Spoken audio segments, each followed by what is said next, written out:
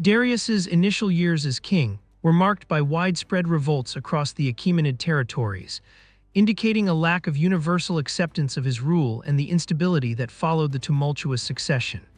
For several years, Darius and his army moved throughout the empire, suppressing these rebellions, with sources mentioning around 20 major battles won by Darius. Major uprisings erupted in crucial regions such as Elam, where leaders like Ashina and later Mardia challenged Darius's authority. In Babylonia, Nidin-Tubaral, claiming to be Nebuchadnezzar III, and subsequently Ereka, who also adopted the name Nebuchadnezzar IV, led significant rebellions against Persian sovereignty. Media, a vital region within the empire, also saw a major revolt under the leadership of Phraortes. Surprisingly, even Persia itself experienced an uprising led by Vahiyazda, who, like Gaumata, claimed to be Bardia, posing a direct threat to Darius's legitimacy. Rebellions also flared in Assyria, Egypt, Parthia, Margiana, Sagartia, and Scythia, demonstrating the widespread rejection of Darius's rule in the initial months of his reign. Darius relied primarily on the core Persian and Median army, including the elite immortals and Persian garrisons scattered throughout the empire. The uncoordinated nature of these revolts in Babylonia, Media, and Lydia played to Darius's advantage. His strategy was to defeat a rebellion in one location, force the defeated army to fight for him, and then move on to suppress the next uprising. Darius continued this until he had subdued all rebellions and brought all the lands that had been part of the empire under Cambyses II back under his control. To consolidate his authority, Darius embarked on a series of military campaigns, personally leading his forces or dispatching loyal commanders to quell these insurrections. By 519 BCE, Darius had largely suppressed these major revolts, firmly establishing his rule and restoring a semblance of order to the vast Achaemenid Empire. Darius also increased the influence of the Medes to balance their power with the growing influence of the Persians, forming the core of the army and elite. A large-scale distribution of land to army members created a system of estates near major satrapy centers, tying the interests of Persian soldiers to the land cultivated by assigned peasants. To solidify his position as the rightful ruler, Darius placed significant emphasis on his ancestry and his connection to the Achaemenid dynasty. In the Behistun Inscription, Darius meticulously outlined his lineage, tracing his ancestry back to Achaemenes, the legendary founder of the dynasty. While Darius belonged to a collateral branch of the Achaemenid family, not the direct line of Cyrus the Great, this assertion of a shared ancestry was crucial for establishing his legitimacy in the eyes of the Persian elite. Further bolstering his claim, Darius strategically married Atassa and Artistone, both daughters of Cyrus the Great, forging a direct familial link to the revered founder of the empire. He also married Parmes, the daughter of Cyrus's brother Bardia, and a daughter of Gabrias, one of the 7 nobles who overthrew the impostor King Gaumata. These acts not only connected him to the prestigious lineage, but also likely garnered support from those loyal to Cyrus's memory. Despite Darius's efforts to establish his Achaemenid credentials, many modern historians view his claims with a critical eye. The narrative presented in the Behistun Inscription, particularly concerning the secret murder of Bardia by Cambyses II and Gaumata's impersonation, is often interpreted as a form of propaganda designed to justify Darius's seizure of power. The relative obscurity of Achaemenes before Darius's reign also raises questions about the historicity of this connection, suggesting a possible construction aimed at linking his lineage with that of Cyrus. The emphasis Darius placed on his Achaemenid heritage and his marriages into Cyrus's family underscore the importance of establishing legitimacy in a time of dynastic upheaval. Darius the Great is not only remembered for his dramatic rise to power, but also for the extensive administrative reforms he implemented, which fundamentally reshaped the Achaemenid Empire. One of his most significant contributions was the formal organization and completion of the empire's division into satrapies. The exact number and boundaries of the satrapies fluctuated throughout Darius's reign and those of his successors, reflecting the dynamic nature of the empire's borders and administrative adjustments. The number of satrapies generally ranged between 20 and 25, each roughly corresponding to a conquered territory, often retaining existing cultural and administrative structures to a degree which facilitated smoother integration into the empire. Each satrapy was governed by a satrap, a title meaning protector of the kingdom, who essentially functioned as a regional king, wielding considerable power and enjoying a lavish lifestyle within their territories. The satrap held authority over both civil and military affairs. Their responsibilities included collecting taxes and tribute and recruiting soldiers for the imperial army. Annual taxes were fixed by Darius after careful assessment of each satrapy's resources and economic capacity, often involving detailed land surveys and population censuses. It was collected mainly in silver, except for with respect to India, which paid in gold. Ancient Egypt and Libya paid 700 talents of silver, Babylonia and Assyria 1,000 talents of silver, and so on. The central province of the Persian Empire persists, and certain peoples, such as the Jews, were granted tax exemptions. This was part of Darius's broader policy of tolerance and pragmatism, which aimed at maintaining loyalty and stability across the empire. Some satrapies also delivered horses, grain, and other goods to supply locally stationed soldiers. For example, in addition to 400 talents of silver, Armenia provided 20,000 foals annually to celebrate the feast of the god Mithra. The satraps enjoyed considerable autonomy in managing their territories, particularly in military matters, raising armies based on existing models within the satrapy or hiring mercenaries, giving them flexibility in responding to local threats but also a degree of military independence. Darius' primary concerns were the satrap's effectiveness in maintaining order and the collection of taxes. To prevent the concentration of excessive power in the hands of individual satraps, Darius established a sophisticated system of checks and balances. Royal secretaries responsible for official correspondence and record-keeping, financial administrators who oversaw tax collection and disbursement, and military commanders stationed within the satrapies reported directly to the king, often through a parallel communication network that bypassed the satrap, creating a system of overlapping authority and mutual surveillance. Additionally, royal inspectors, often referred to as the eyes and ears of the king, conducted periodic tour of the empire, monitoring the satrap's conduct and ensuring their loyalty, as well as assessing the general condition of the province and reporting on any potential unrest or mismanagement, and even had the authority to intervene directly in satrapal affairs if necessary. This intricate system allowed Darius to maintain a degree of central control over a vast and diverse empire while delegating administrative responsibilities to regional governors, a model of imperial administration that would influence later empires. Persians or members of closely allied groups like the Medes became satraps almost everywhere, strengthening the system of governance and ensuring a degree of loyalty to the central authority. However, in the most important satrapies, particularly those on the empire's frontiers or with a history of rebellion, Darius clearly separated military and civil powers, with the satrap as a civil official and a military commander appointed by the king. This rule was not always followed, especially in later periods of Achaemenid rule, and the blurring of lines between military and civil authority contributed to the rise of powerful, independent-minded satraps, leading to later separatism. Another key administrative achievement of Darius was the reorganization and expansion of the Royal Road, a vital highway that stretched across the empire, spanning over 1,600 miles or over 2,500 kilometers. Its main route connected Susa, the administrative capital, to Sardis in Asia Minor, with various branches extending to other significant centers such as Babylon, Ecbatana, and Persepolis. The Royal Road was not merely a dirt track, but a well-maintained and engineered thoroughfare paved in sections and equipped with bridges and way stations. It served as a crucial artery for rapid communication, facilitating the swift movement of royal messengers and, when necessary, military forces across the vast distances of the empire. To ensure the efficient transmission of information, Darius refined the sophisticated postal system known as the Angarium. This system utilized a network of relay stations, called caravanserais or chaparcanes, strategically located along the Royal Road, approximately every 15 to 20 miles or 24 to 32 kilometers, where mounted couriers known as peridazish could quickly exchange tired horses for fresh ones, enabling messages to travel with remarkable speed. The stations themselves were not merely horse-changing spots, but but offered rest and provisions for travelers, further stimulating trade along the route.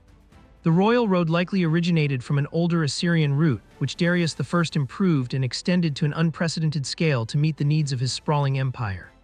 This efficient communication infrastructure was vital for maintaining imperial control and responding effectively to events throughout the empire. In the realm of economy, Darius introduced a standardized bimetallic currency system, a significant step towards economic integration and stability. The cornerstone of this system was the gold daric, a coin of high purity and a standard weight of 8.4 grams. Minting gold coins was a royal monopoly, allowing the Persian king to exert considerable control over the most valuable component of the money supply. A key element of this new coinage was the image of the Persian king, typically depicted as an archer. This was a powerful statement of royal authority, transforming the coinage into a readily visible form of imperial propaganda.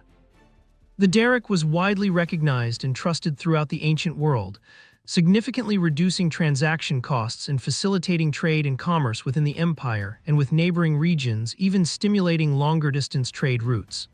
The Greeks even nicknamed the coins archers or toxotai due to the prominent image, a testament to their widespread recognition. Complementing the gold daric was the silver siglos, with a fixed exchange rate of 1 daric to 20 sigloi, an early attempt at establishing a stable relationship between the two metals within the monetary system. While the production of gold darics was the exclusive right of the Achaemenid king, the situation with silver sigloi and lower-value coinage was more complex. Rather than a blanket right, satraps, particularly in western Anatolia, including regions like Lydia and Cilicia, and other select regions, were sometimes permitted to mint silver coins. This was not a universal right, but rather a concession granted based on factors such as local traditions. The satraps perceived loyalty, practical needs for regional commerce, and the logistical challenges of supplying a vast empire with sufficient coinage from a single central mint.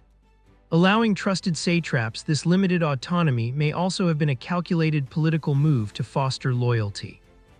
However, while the gold daric became an international currency, the circulation of silver sigloi was largely limited to Asia Minor. Important hoards of sigloi are only found in those areas, and finds elsewhere are rare and limited compared to Greek coins, even in Achaemenid territories. This demonstrates that the impact of the currency reform was not uniformly felt. While the western part of the empire, closer to Greek influence and existing trade networks, readily adopted the new coinage, the Iranian heartland largely continued to rely on traditional barter systems for economic exchange. Darius also initiated reforms in the legal and religious spheres of the empire. While a unified, established legal system did not exist across the entire Persian Empire, evidence suggests an effort to create a more uniform system of justice, possibly drawing upon earlier Mesopotamian legal traditions. Darius continued the Achaemenid tradition of tolerance, allowing conquered peoples to maintain their own faiths and customs as long as they remained loyal to the empire and paid their tributes. Darius himself was a devout believer in Ahura Mazda, the principal deity of Zoroastrianism, and his inscriptions often invoke Ahura Mazda's favor. Despite his personal faith, Darius demonstrated respect for other religions, notably authorizing the rebuilding of the Jewish temple in Jerusalem and supporting the cults of Egyptian deities. He also understood the need to support the influential priestly class in the Greek city-states of Asia Minor and especially in Egypt. Darius ordered the codification of Egyptian laws in consultation with native priests, and his name appears on temples he built in Memphis, Edfu, and the Great Oasis. These administrative reforms implemented by Darius played a crucial role in consolidating the Achaemenid Empire, fostering stability, and promoting prosperity throughout its vast territories. Beyond his administrative prowess, Darius the Great was also a capable military leader who oversaw significant expansions of the Achaemenid Empire. Following the consolidation of his rule after the initial revolts, Darius turned his attention to the eastern provinces, launching campaigns in Central Asia, including Arya, Bactria, and Sogdiana.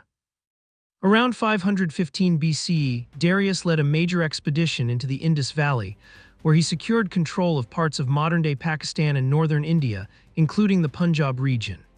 This helped solidify the eastern borders of the empire and brought valuable resources under Persian control. It also marked the expansion of the Achaemenid Empire to its greatest territorial extent. Darius also demonstrated an interest in exploration, commissioning a Greek explorer Scylax of Carianda to navigate the Indian Ocean from the mouth of the Indus River to the Red Sea, opening up potential new trade routes. In 513 BCE, Darius embarked on a significant military campaign against the Scythians, a group of Iranian nomadic tribes inhabiting the vast steppes north of the Black Sea, primarily in modern-day Ukraine and southern Russia. The objectives of this ambitious campaign were multifaceted, including securing the northern frontier from frequent and disruptive Scythian raids into Persian-controlled territories and asserting Persian dominance.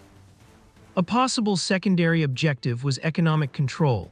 The region controlled by the Scythians was crisscrossed by important trade routes connecting the Black Sea with Central Asia, and controlling these routes would have brought significant economic benefits to the Persian Empire by allowing them to tax and regulate the flow of goods. Herodotus also mentions that Darius wanted to punish the Scythians for a previous incursion into Media, generations before. Darius assembled a massive army, drawing troops from across his vast empire, relying heavily on the support of already subjugated peoples. The Thracians, recently conquered by the Persians, provided infantry and crucially local knowledge of the terrain. The Ionian Greek cities of Asia Minor under Persian rule provided a vital fleet of ships, essential for crossing the Bosporus and later the Danube River. After crossing the Bosporus, the Persian army marched through Thrace and crossed the Danube River, likely using a bridge of boats constructed by the Ionian fleet, marking their entry into European Scythia. The Scythians, however, refused to engage in a conventional, pitched battle, employing a highly effective strategy based on their nomadic lifestyle. The Scythians retreated before the advancing Persian army, drawing them deeper and deeper into the vast steppes, practicing a scorched earth policy, burning pastures, poisoning wells, and destroying anything that could be of use to the invaders, denying the Persians vital supplies and forage for their horses. Small, highly mobile Scythian cavalry units would harass the Persian flanks and supply lines, launching hit-and-run attacks but avoiding any large-scale engagement. The Scythians' refusal to give battle, combined with the sheer scale of the territory, presented Darius with severe logistical problems. The Eurasian steppe was immense, drawing the Persian army far from its supply bases, stretching its supply lines to the breaking point. Unlike campaigns in settled regions, there were no major Scythian cities or fortified settlements to conquer and use as bases of operation, making it difficult to establish secure supply points. The constant marching, harassment, and lack of supplies gradually wore down the Persian army, with disease, fatigue, and hunger likely taking a significant toll.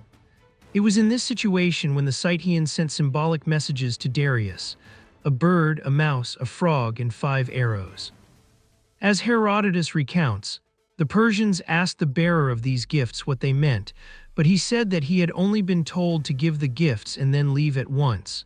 He told the Persians to figure out what the presents meant themselves if they were smart enough.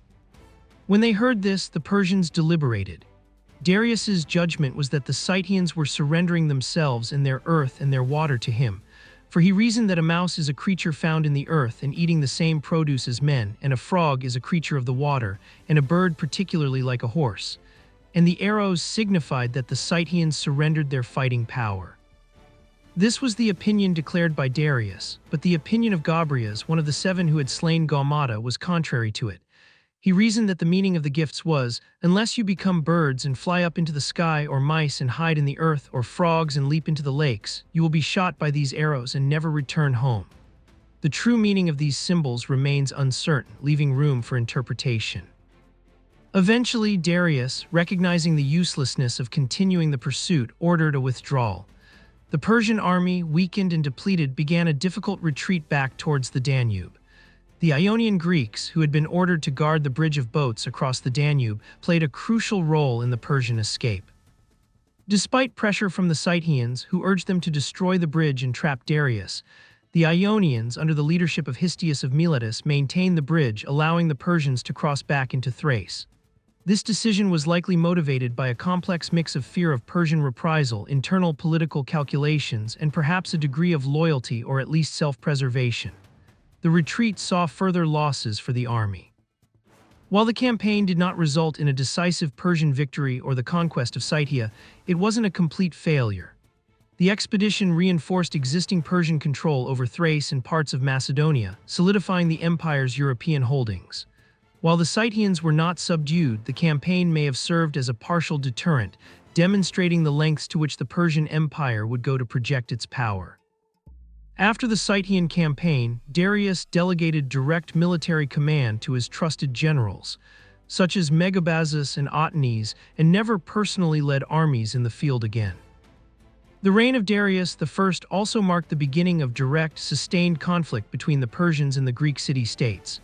This clash, rooted in expansionism, political control, and cultural differences, would have lasting consequences for both civilizations. The spark that ignited this long-lasting conflict was the Ionian revolt of 499–493 BCE. The Greek cities of Ionia, along the western coast of Asia Minor, had been incorporated into the Persian Empire under Cyrus the Great. While they enjoyed a degree of internal autonomy, they were ultimately subject to Persian satraps and were ruled by local tyrants, often installed and supported by the Persians. These tyrants were frequently resented as instruments of foreign control. The Ionian cities, accustomed to a tradition of self-governance and civic participation, found this arrangement increasingly oppressive. Economic grievances also played a crucial role. Persian taxation was perceived as burdensome, and Persian control over trade routes and access to resources in the Black Sea region hampered Ionian commerce. The specific trigger for the revolt was the actions of Aristagoras, the tyrant of Miletus. Initially acting as a Persian agent, he failed in a Persian-backed expedition to conquer the island of Naxos. Fearing the consequences of his failure and sensing the growing discontent among his own people, he chose to renounce his tyranny and instigate a general revolt against Persian rule. Aristagoras actively sought support from mainland Greece. He appealed to Sparta, the dominant military power, but they refused, preoccupied with internal affairs and reluctant to commit forces so far from home. However, Athens and Eretria, motivated by a combination of kinship with the Ionians, fear of Persian expansion, and perhaps the prospect of gaining influence in the region, agreed to send aid. Athens dispatched 20 ships and Eretria 5, a relatively small force but a significant symbol of support. The Ionian revolt saw initial successes. The rebels, aided by the Athenian and Eretrian contingents, managed to capture and burn Sardis, the capital of the Lydian satrapy. This act was a major provocation, striking at the heart of Persian power in the region. However, the revolt was ultimately characterized by a lack of unity and coordination among the various Greek cities. The Persians, possessing vast resources and a highly organized military, gradually regained control. The crucial turning point was the naval battle of Lade in 494 BCE. The Persian fleet, composed largely of Phoenician and Cypriot ships, decisively defeated the Ionian fleet, effectively cutting off seaborne support and isolating the rebellious cities. Miletus, the heart of the rebellion, was besieged and eventually sacked, its inhabitants enslaved, a brutal example meant to deter further resistance. Darius, while undoubtedly angered by the burning of Sardis, was particularly focused on the involvement of Athens and Eretria. Their support for the Ionian rebels represented a direct challenge to his authority and a threat to the stability of his empire's western frontier. He resolved to punish these cities and demonstrate the consequences of defying Persian power. This led directly to the first Persian invasion of Greece in 492 BCE. This expedition, commanded by Darius's son-in-law Mardonius, was primarily a naval campaign. The objective was to subdue Thrace and Macedon, expanding Persian control along the northern Aegean coast, and then to proceed south to punish Athens and Eretria. The Persian forces successfully resubjugated Thrace, which had briefly thrown off Persian rule during the Ionian revolt, and forced Macedon to become a vassal kingdom. However, the campaign met with disaster when a violent storm wrecked a large portion of the Persian fleet. With his naval power crippled, Mardonius was forced to abort the invasion and return to Asia. Despite this setback, Darius remained determined to bring Greece to heel. He began meticulous preparations for a second invasion, learning from the mistakes of the first. In 490 BCE, a new Persian force under the command of Dades and Artaphernes set sail across the Aegean. This time the approach was more direct. The Persians sailed island by island, subduing the Cyclades and capturing Eretria. The inhabitants of Eretria were enslaved and deported to Persia, a grim warning to Athens. The Persian army then landed at Marathon, a coastal plain about 26 miles or 42 kilometers northeast of Athens. The choice of Marathon was strategic. It offered a suitable landing site for a large force and was relatively close to Athens, but also far enough to allow the Persians to maneuver. The Athenian army, significantly outnumbered, marched out to meet them. They were joined by a small contingent from the city of Plataea, a testament to the strong alliance between the two cities. The Athenians requested aid from Sparta, but the Spartans, citing religious festivals, delayed their departure. The core of the Athenian army and the key to their eventual victory was the hoplite phalanx. Hoplites were citizen soldiers, heavily armed with spears, shields, and bronze armor. They fought in a tightly packed formation, presenting a wall of shields and spears to the enemy. The Persian army, while larger, was more diverse, consisting of troops from various parts of the empire with varying levels of training and equipment. Their main strength lay in their archers and cavalry. Darius, confident in his numerical superiority and perhaps underestimating the Athenian resolve, made a fateful decision. He sent a substantial portion of his cavalry, his most mobile and arguably most effective force, away by sea. The most likely explanation is that he intended to sail around Cape Saunion and attack Athens directly from the sea, while the main Persian army kept the Athenian hoplites engaged at Marathon. This division of forces proved to be a fatal blunder. One of the 10 Athenian generals, Miltiades, who had served in the Persian army earlier in his career, recognized the opportunity. He proposed an audacious plan, a direct attack on the Persian lines. To counter the Persian numerical advantage, he weakened the center of his hoplite line and reinforced his flanks. This was a risky gamble, as a strong Persian push in the center could break through and rout the Athenian army. As the Athenians advanced, the Persian archers unleashed a hail of arrows, but the hoplite armor provided significant protection. When the two lines clashed, the weakened Athenian center was pushed back, as expected. However, the stronger Athenian flanks, having defeated their opposing Persian forces, wheeled inwards, enveloping the Persian center in a deadly double envelopment. The Persian army, trapped and outmaneuvered, broke and fled to their ships. The battle was a resounding Athenian victory, a testament to the discipline, training, and courage of the hoplite phalanx, and to Miltiades' tactical brilliance. The legend of Phidippides, the runner who supposedly ran from Marathon to Athens to announce the victory and then collapsed and died, is a later addition to the story, but it captures the spirit of the occasion and has given rise to the modern marathon race. For Darius, Marathon was an unexpected and frustrating setback. His efforts to intimidate and subdue the Greek cities had backfired spectacularly. He immediately began preparations for a third, even grander invasion, intending to lead it personally and crush Greek resistance once and for all. This time he would assemble an overwhelming force, drawn from all corners of his vast empire. However, these plans were thwarted by a major rebellion in Egypt, a vital province and a crucial source of grain for the empire. The need to suppress this revolt diverted resources and attention away from Greece. Darius died in 486 BCE before he could realize his ambition of a third invasion, leaving the task of conquering Greece to his son and successor, Xerxes I. The seeds of conflict sown during Darius's reign would blossom into the full-scale Greco-Persian wars under Xerxes, a conflict that would determine the fate of both nations and leave an indelible mark on the course of history. The reign of Darius the Great was also marked by significant architectural and cultural achievements. One of his most ambitious projects was the creation of Persepolis, or Parsa, a magnificent new royal residence and ceremonial capital located in the Persian heartland. It's worth mentioning that there were multiple administrative centers in the empire. Darius had at least 4 capitals.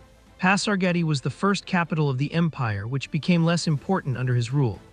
Ecbatana was a key summer residence and administrative center for managing the empire's northern and Median territories. Susa was the primary administrative capital where Darius conducted much of his governance, and Persepolis was developed into a major ceremonial and symbolic center, though administrative functions largely remained in Susa. The construction of Persepolis began around 518 BCE under Darius I and continued under his successors. Persepolis was primarily intended to be a grand showplace for the empire's wealth and power, serving as a spectacular center for receptions, festivals, and the celebration of Nowruz. The city was built on a vast terraced platform and featured impressive structures. One of the most prominent was the Apadana, an immense audience hall capable of holding thousands of dignitaries. Originally, it featured 72 towering columns, each soaring to a height of nearly 24 meters. These columns were often fluted and supported a massive cedar roof brought all the way from Lebanon. The columns' capitals were decorated with sculptures of twin-headed bulls, eagles, or lions, all symbolic of royal authority and kingship. The eastern and northern staircases leading to the Apadana were adorned with exquisitely detailed reliefs, depicting a procession of 23 delegations from the subject nations of the empire, each bringing their unique gifts to the king. The construction also included various opulent palaces, including the Palace of Darius or Tachara. It was the private winter palace of the king and the oldest structure in Persepolis. The Tachara featured highly polished black stone that reflected images like a mirror. It contained significant reliefs and inscriptions, including those depicting Darius leaving the palace and scenes of him battling monsters. Like other Persian cities, one of the most essential parts of the urban design of Persepolis was its garden. The Persians were deeply passionate about designing magnificent gardens, known as paradisa, which is the root of the word paradise. The construction of Persepolis involved the use of materials and skilled craftsmen from all corners of the Achaemenid Empire, symbolizing its unity and the vast resources at the king's disposal. Master stonemasons, sculptors, goldsmiths, and carpenters from across the empire, including Medes, Elamites, Egyptians, and Babylonians, contributed their unique skills to the construction, creating a fusion of artistic styles, combining Mesopotamian, Egyptian, and Greek influences with traditional Persian elements. Cedar wood from Lebanon, gold from Sardis and Bactria, lapis lazuli and carnelian from Sogdia, and turquoise from Chorasmia were just some of the precious materials brought from across the empire to adorn Persepolis. The workers were compensated primarily through a system of rations, meticulously documented in the Persepolis Treasury Archive.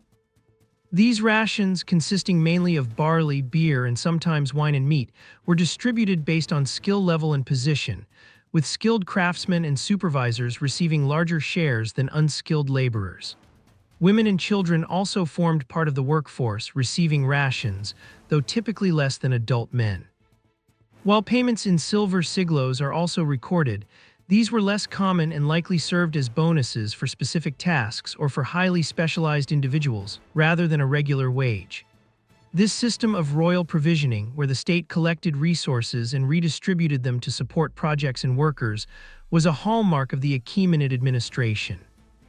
The workers, often referred to as Kurtesh, were not chattel slaves, but rather a class of state-dependent laborers who relied on the royal administration for their livelihood. The meticulously carved reliefs that adorn the stairways and walls, particularly those of the Apadana, were far more than mere decoration. They were a powerful instrument of royal propaganda. These reliefs depicted a grand procession, a carefully orchestrated display of the empire's diversity and unity. Representatives from across the vast Achaemenid territories are shown, each group identifiable by their distinctive clothing, hairstyles, and the specific tribute they carry. For example, the Babylonians are depicted bringing fine textiles and vessels, the Indians present gold dust, the Bactrians offer camels, and the Ethiopians carry ivory and exotic animals. Each delegation is shown in a dignified manner, emphasizing their role as respected subjects rather than conquered peoples. Notably, Persian or Median officials, identified by their own distinct attire, are often shown gently guiding the representatives of each delegation, sometimes holding their hands, a gesture that symbolizes guidance and incorporation into the empire rather than forceful subjugation. Enthroned and exuding authority, Darius receives the tribute, surrounded by his royal guard and court. Importantly, these prominent Apadana reliefs avoid scenes of warfare or violence. Instead, they focus exclusively on the peaceful presentation of tribute, reinforcing the message of a harmonious empire achieved through willing submission and the king's benevolent rule, rather than through brutal conquest. This absence of conflict was a deliberate choice, projecting an image of stability and prosperity. Although Persepolis was eventually looted and burned by Alexander the Great, its magnificent ruins still stand as a testament to the grandeur of the Achaemenid Empire under Darius. Another legacy of Darius the Great is the Behistun Inscription. This monumental rock relief and inscription is located on a cliff face in western Iran. It stands as another example of royal propaganda, meticulously crafted to disseminate Darius's official version of events and assert his divine right to rule. The inscription provides a detailed autobiographical account of Darius's ascent to power, his lineage, and his successful suppression of the widespread rebellions that challenged his rule. Darius's foot rests upon the chest of Gaumata, symbolizing his complete victory.